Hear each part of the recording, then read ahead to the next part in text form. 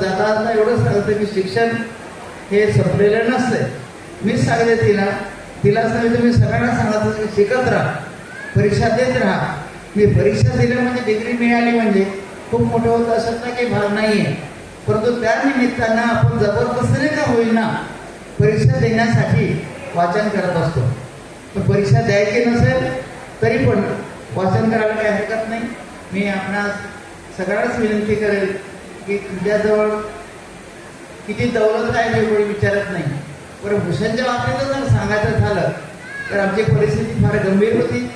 तो 4थ्या वर्गामध्येच असताना एक छोटेखानी एक अलमारी होती.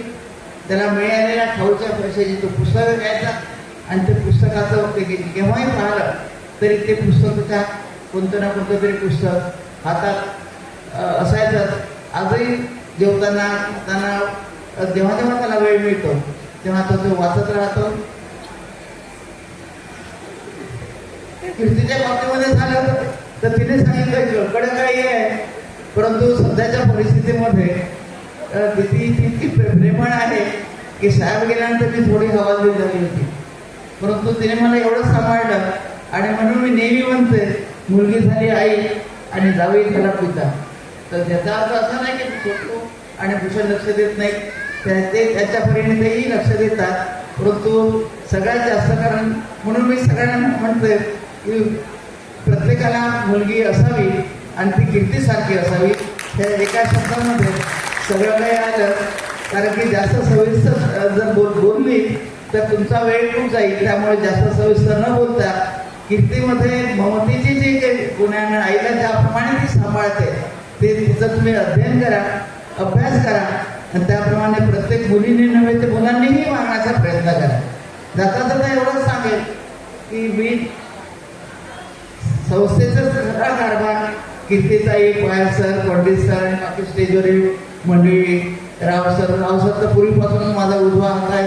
जेव्हा कोणी माझ्या हाताशी नव्हतं तेव्हा राव सर आणि मी दोघेही म्हणजे इतक्या कठीण परिस्थितीमध्ये आम्ही संस्था सांभाळली.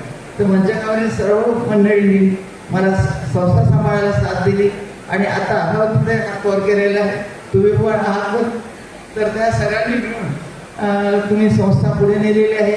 असेच पुढे न्या. कारण की ते माझं 4थं अपत्य आहे. 3 अपत्य स्टेबल झालेली आहे.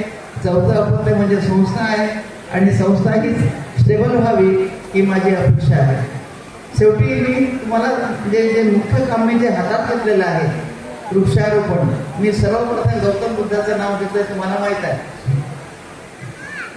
तर ते गौतम बुद्धांचं जे वृक्षारोपण मी जे हातात घेतलेलं आहे तर तथागत बुद्धांनी 2500 वर्षापूर्वी त्यांना वृक्षारोपण आणि पर्यावरणाचं नव्हतं माहिती पडलं होतं.